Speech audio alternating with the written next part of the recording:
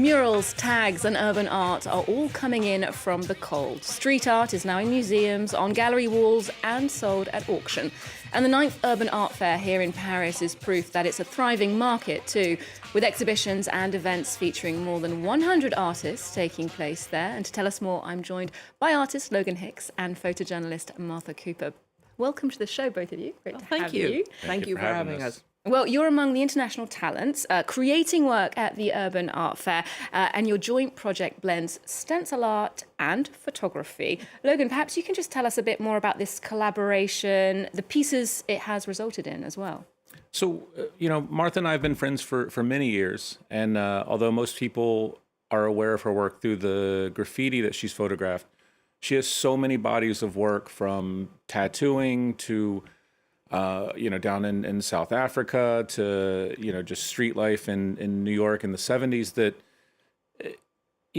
I wanted to sort of bring a wider recognition to some of those other bodies of work. And so we just started talking. And, sometimes when you're a photographer, you don't have the luxury of composing the photo that you want. Whereas when you're a painter, you can take more time and sort of idealize things. And so it was a chance to go in and look at Martha's work and bring recognition to the incredible body of work that she has. And, the Urban Art Fair is the first time we have a chance to present that. And it blends those two perspectives, I suppose. And when we think of street art, graffiti especially, Martha, it's necessarily ephemeral. It's almost meant to be temporary. How do you feel about it being put in a museum or being bought and sold at art fairs? Does that make it less spontaneous? I don't think it makes it less spontaneous. I'm all for artists being able to make a living from their art. So I think it's kind of wonderful that people are recognizing the works that they're putting out. However, I do want to say that if it weren't ephemeral, I would not be interested in photographing it. It's the ephemerality that makes me want to take pictures of it, because I know it's not going to last. Absolutely, and you have captured some really important moments that no longer exist, pieces that no longer exist. Well, street art is indeed a growing concern in the contemporary art market, and attitudes towards the sector have certainly changed since you first encountered street art, Martha. When graffiti or writing was often thought of as vandalism, Martha's immersion in that subculture gave rise to some of the most iconic images of street artists in 1970s New York, resulting in a book, Subway Art, published in 1984 with Henry Chalfant. Yannick Boissel, the founder of the Urban Art Fair, tells us more about one of his favourite shots from that time. Take a listen. My favorite piece by Martha Cooper is the photo behind me. It's a train by the artist Futura 2000. It was a time where everyone wrote their names on trains to be visible. He's the first to have done abstract art on trains. And these are photos that were taken in motion.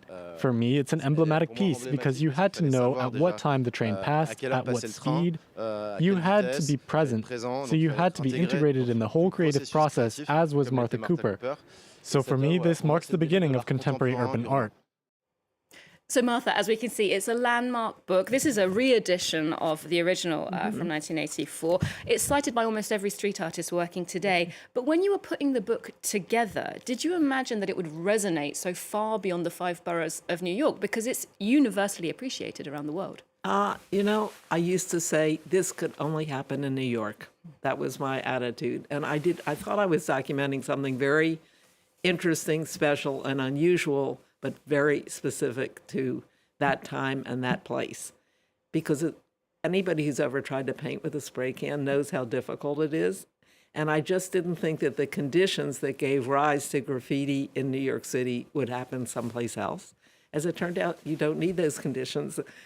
You can do graffiti anywhere, and lots of people got very good with spray cans. Yeah, and all in their very specific, in different ways. But coming back to New York and New York's underground specifically, Logan, in 2010, you created arguably the world's largest collection of street art in an abandoned subway station somewhere below Brooklyn, I think it is. It's an immense space, and you invited some very famous artists down there with you, and it's called Underbelly. Can you tell us a bit more about it?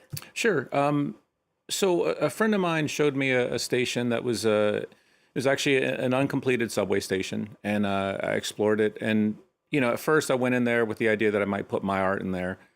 But it was so vast that I realized that putting one piece of art in there would do almost nothing. And so after several conversations, we decided we would put either 100 artists or do it for 1 year. And we got to 1 year and had 75 artists, and we're like, it doesn't sound as good. So we went to 100, and it took a year and a half. But, you know, the idea is that like street art should remain on the street. And, you know, at the time, 2008, the art market had collapsed. And we posed the question, if no one ever saw what you did, would it still be important to you? And so we did this underground gallery and, you know, gave one interview. We never claimed credit for it. And that interview ended up being on the front page of the New York Times. And now, 15 years later, there's a documentary illustrating, you know, the trials and tribulations that we went through to make that happen. And that film is being screened at the Urban Art Fair. Very interesting. Correct. Slice of history in the trajectory of street art. Well, from one subterranean world to the equally secretive world of Japanese tattoo artistry. Martha, this is another of your books. It takes us to Tokyo in 1970, where you documented the work of one of the masters of that art.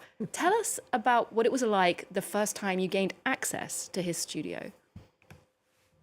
Well, I had seen at a festival a tattooed man, and I became fascinated with the idea that there was this whole underground art world that I didn't know anything about. And by asking around, I gained an introduction to Horyuno, and I was allowed to go to his studio. And it was a very small studio, very quiet, one patron at a time, and he used little jars of ink and little needles to do the tattooing. There's like no electric tattooing or anything. I'd never seen any tattooing before, so I was just fascinated by the process.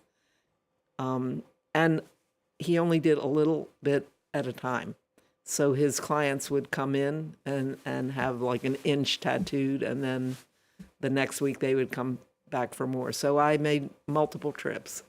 Wow, and so a very tight-knit, niche community, and highly skilled as well. Yeah, I mean, I always loved the process, whether it's tattooing or street art or whatever. For me, the finished work is not as interesting unless you've seen how that work was made. And with tattooing, it was the same thing. So I was fascinated by the needles, the inks, the mat, everything.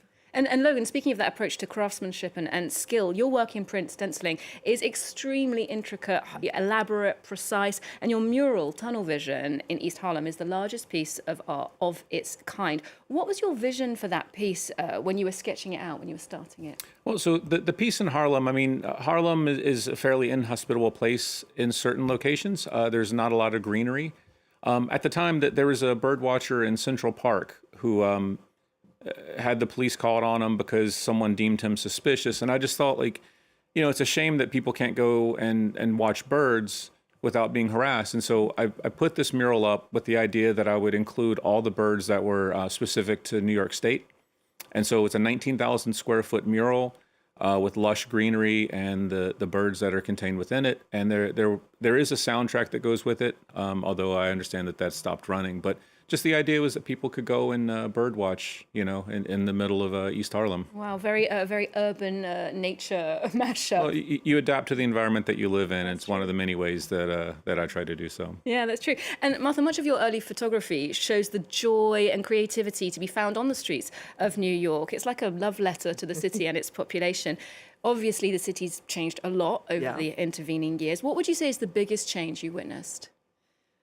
Well, in terms of graffiti, the biggest change has been it's going from a complete underground art form that very few people understood to being, as we're talking about, this major. People are saying that it's the biggest art movement in the history of the world. I've heard people saying that, and that could, in fact, be true. I mean, I've been to places like Tahiti for a graffiti festival.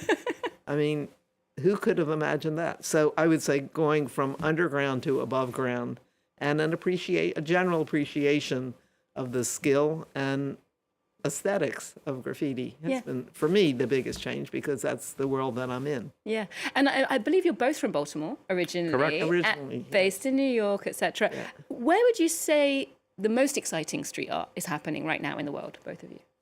You know, people ask me that, and I always hesitate to answer. So I always say, it's happening in wherever place, in France, in Paris. I always say it's happening in the place Wherever that your I am camera at is. the moment. Wherever I am, that's the place it's happening. Logan, do you agree? I wherever Martha is the most successful. Well, you got to think, like, before the internet, Martha was the internet. That was how you learned about art. That was how you learned about tattooing. That was how you learned about everything. So wherever Martha goes, she is a one-person communication device that sheds light on what's happening around the world. Both of you, thank you so much for joining us today. We'll wrap up the show with another artistic happening at the Urban Art Fair, an exhibition of the work of César Malfi, a young French artist who makes street art inspired by classical busts, a mashup of the ancient and the very contemporary. Do take a look. Otherwise, join us here next time on Arts 24 and on our social media channels too. There's more news coming up just after this.